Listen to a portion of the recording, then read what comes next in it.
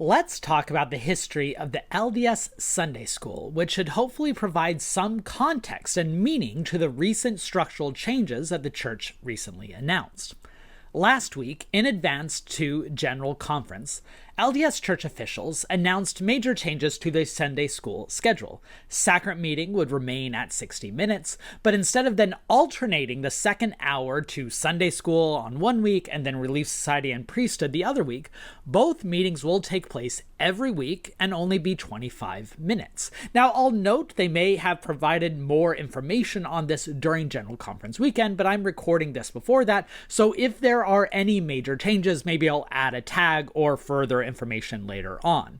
So first, let me emphasize that I recognize the problem that these changes are trying to address, even if I don't necessarily agree with the solution. It's hard to maintain course consistency on a bi-week status. The priesthood quorums and Relief Society especially like to have to be able to touch base every week and have constant contact, especially at youth courses, and I think a lot of this is directed toward youth course concerns, and nobody wants to return back to the 3-hour block, except for Patrick Mason and a few others who have spoken out for it. And we now live in an age where most people's attention spans are about the limit of a TikTok video or an Instagram reel. And so I'll give a few thoughts on these most recent changes toward the end of the video, but I think it's also important to put it within the larger perspective, because this is just the latest of many changes that have taken place in the LDS Sunday School structure. Sunday School, Relief Society, priesthood, and youth organizations and meetings have evolved dramatically over the last 2 centuries. And there is one trend that I think is quite clear, especially when it comes to the Sunday School, that I'd like to highlight in this video, and that's simplification. And yes, I will highlight the potential benefits, or at least alleged benefits, of a simplification process in Sunday School curriculum. But I can't help to also point to a sense of loss, and I'll get into that later. So, with all that said, let's get into the history. While Latter-day Saints certainly held Sunday meetings early on, as far as we can tell, the first official Sunday school gathering took place on December 9th, 1849, at the home of Richard Ballantyne, this handsome gentleman, here a convert from Scotland who gathered 29 children in his home in Salt Lake City. Ballantyne had previously served as running a Sunday school for his previous denomination back in the UK. A reminder that Sunday schools are an interdenominational thing, and he continued holding those meetings during 1849 and 1850 until they built a meeting house for the 14th Ward, which he was a part of, later on in 1850. And within a decade, you see that pattern copied across the Latter-day Saint region, as more than 200 Sunday schools are established by 1860, educating more than 15,000 LDS adults and children. Though these Sunday schools largely operated independently from the organized institution. It wasn't until 1967 that Brigham Young organized the Deseret Sunday School Union. Again, in 1867. I apologize if it gave the wrong debate before. George Q. Cannon, who was an apostle at the time, was appointed the first superintendent of the Sunday School, a very imposing and important position, a position he retained even after joining the First Presidency and becoming one of the important LDS leaders for the rest of the century. The Sunday School organization, again the Deseret Sunday School Union, was responsible for many of the church's publications at the time, and eventually they organized stake officers, mostly stake superintendents, starting in the 1880s, seeing this formalization structure. And these organizations often raised money on their own to put on events, to publish their magazines and their books. One of the ways they raised money was through the Nickel Sunday, where members would bring in a nickel on a designated Sunday once a year, which would then fund their budget. Oh, to be back in those days. But you can tell once we turn into the 20th century, we see a bit more of a formalization and a structure within the LDS Sunday School. Before I go too much further, just a reminder that if you enjoy this type of historical content, please make sure you're subscribed to this channel. On Mondays, I do deep dives on historical topics. Wednesdays, I connect the past to the present, like this one, trying to give some context to things that we might take for granted in the modern world. And then on Fridays, I pull back the curtain to talk about the historian's craft, either digging into the sources and historiographical arguments behind controversial themes, or talking about new and classic books, or even interviewing scholars about their new productions. And if you really want to give back, and I'm so grateful for the many of you who have chosen to give back, you can become a member of this channel, where for a nominal fee, you get early access to the videos, you get little icons next to your name when you comment, and most importantly, you can feel satisfied that you are supporting public-facing scholarship that I hope is providing some measured analysis. I also recommend subscribing to my free Kit newsletter, as well as my various social media platforms on TikTok and Instagram, where I produce supplemental videos. Links to all of those can be found in the video description. All right, let's get back to the Sunday School. We started seeing major changes to the LDS Sunday School structure in the early 20th century as part of the wider adoption of broader denominational traits, as the LDS Church starts acting more like an American denomination, especially during their assimilation process. Sunday schools get divided into children, youth, and adult classes. They would typically still meet separately from sacrament meeting, meaning you would be going to the church several times on a Sunday, and to the point to where there were actually some cases in which a sacrament was administered during the Sunday school for those who were not able to attend sacrament meeting. And those Sunday school meetings could last up to 2 hours, including things like talks and musical numbers and workshops, things that of course are eventually stripped down. And the Deseret Sunday School Union continued to operate mostly autonomously under a general superintendent, even if that general superintendent was typically an LDS apostle. David O. McKay is going to have a very important run as the superintendent while an apostle before becoming the president himself. In fact, it was while McKay was the superintendent in 1928 that he introduced the formal gospel doctrine class for adults that in many ways still exists until today, although fundamentally different. And then the next major transition point in the Sunday school structure was the correlation movement in the 1970s, led by Harold B. Lee, but fulfilling an impulse that many church leaders dating back to J. Reuben Clark had. The correlation movement in the 1960s and 70s aimed to address two major problems. First, they wanted to streamline a church that's becoming increasingly global and populous, that we have to find a way to make sure that the church is seen the same in Salt Lake City, Utah, as well as Johannesburg, South Africa. And so as part of that correlation structure, they wanted to systematize and make everything the same throughout the church.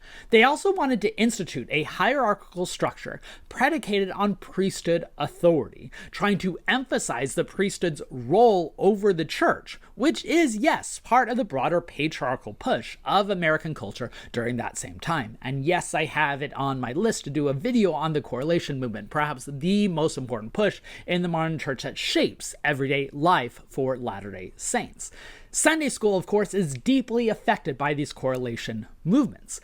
We remove Deseret and Union from the title, so it's then just Sunday school. The superintendent is then changed to a stake Sunday school president, and curriculum planning and writing was then centralized under priesthood authority, the correlation committee, rather than produced by the Sunday school itself. They also ended the separate Sunday school conferences, which had previously been held, and starting in 1972, they began a systematic study, a rotation of what Sunday school classes would move from through the standard works of the church, going from the Old Testament to the New Testament, the Book of Mormon, to the Doctrine, Covenants, and Pearl of Great Price. At first, they started at 2 years on each book of Scripture, and then eventually they'll get down to 1 year, which is actually quite symbolic of the broader changes taking place in the Sunday school curriculum. Because as I mentioned at the start of the video, one through line is quite clear when you're looking at the history of the Sunday school, and that's a movement towards simplification,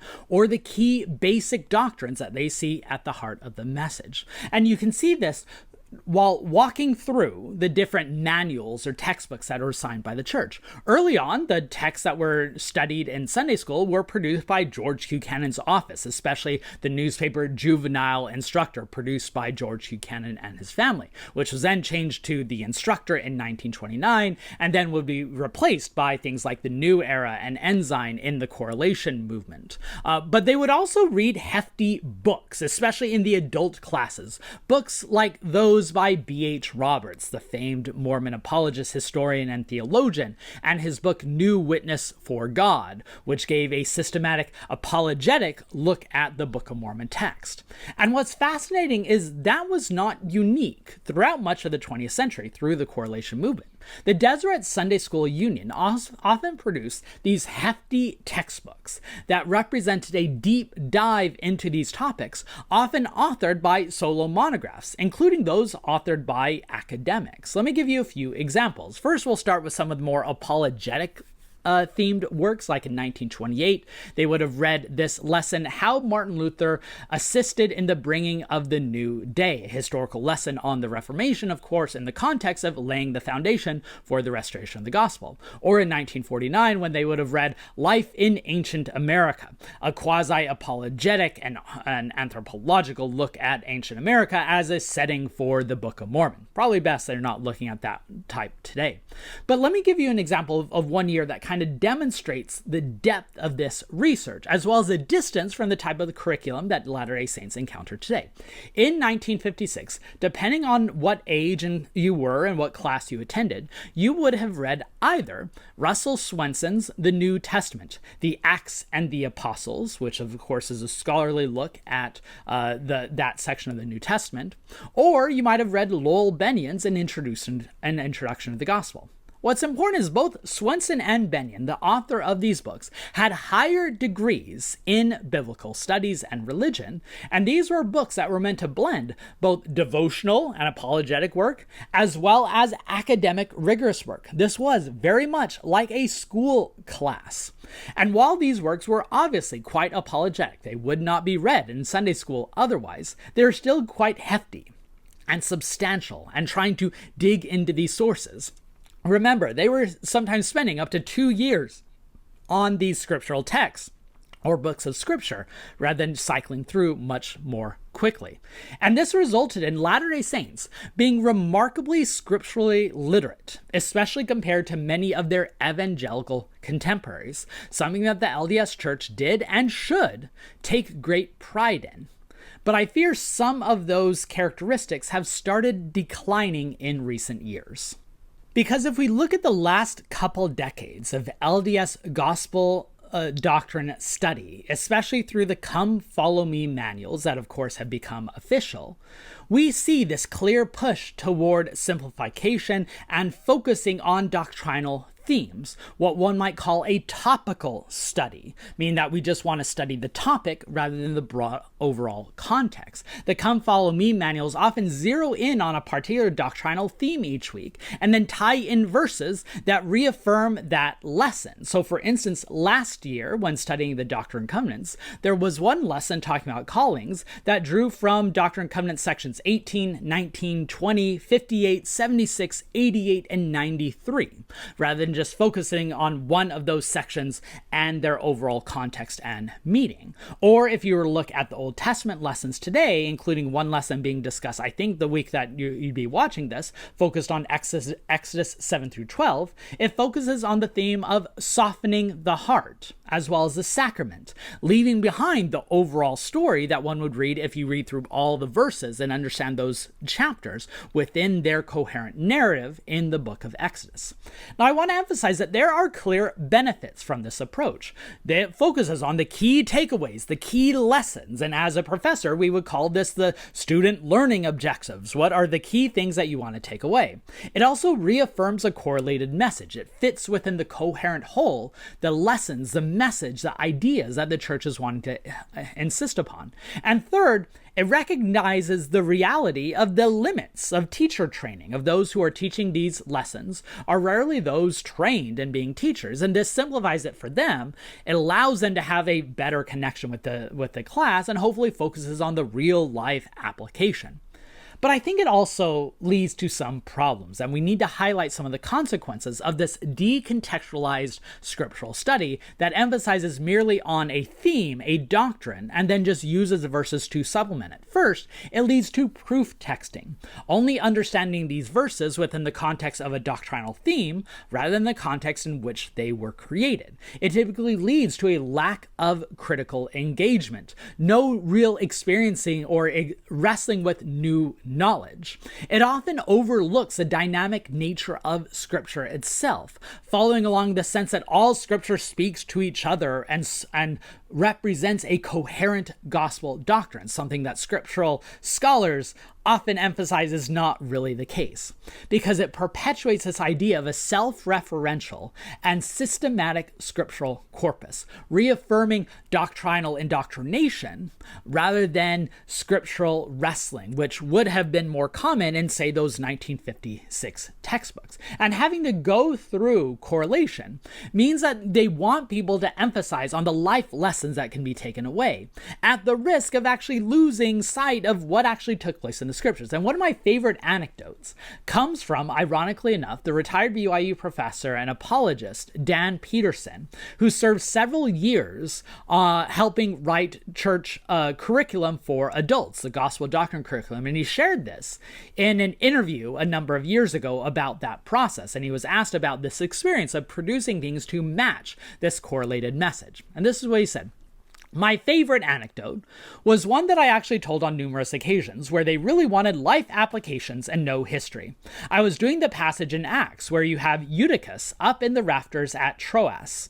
Paul drones on and on so long that he falls asleep and falls out of the rafters. He's taken up dead, it says, and Paul has to restore him to life. So I thought, all right, have a class member read Acts, whatever the passage is. Now, have you killed anyone with a sacrament meeting speech? How did it make you feel? What steps could you take in the future to avoid this? What's remarkable, according to Peterson, is those questions made it past correlation, and he had to alert them after it was already in typeset phase, the page proofs, and they're like, oh yeah, I guess we should remove that. But it shows too much of focus on life applications and not enough on deep doctrinal reading leads to stretched interpretations of the text rather than reading the scripture within their own context, which I hope you can see why there are downsides to that.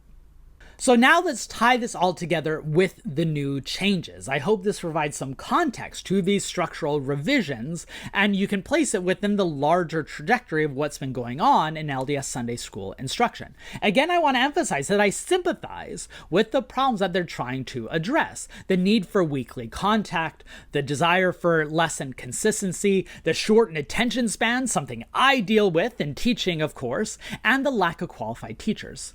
But I think it's fair to say that reducing Sunday school to 25 minutes will perpetuate this recent emphasis on topical focuses that limit in-depth discussion, turning Sunday school discussions into mostly a spiritual thought rather than a close examination of Scripture, moving toward the point to where I imagine these lessons are just going to be a few questions based on a few verses rather than what it used to be, a wrestling with textbooks that really dug into the scholarship and the deeper meaning and the questions that come out of these scriptural texts. It's just another example of how history shapes the current moment, and that when we take a step back and view the broader story, key through lines become apparent, like the idea of simplification of the Sunday school, which I worry is going to result in LDS members being much less scripturally literate than they were in the past. I hope this video made sense. If so, please hit the like button and share with others. Subscribe if you haven't yet and become a member if you want to give back. History has never been more relevant than it is now, and I hope this channel is helping people recognize that and learn from these lessons of the past.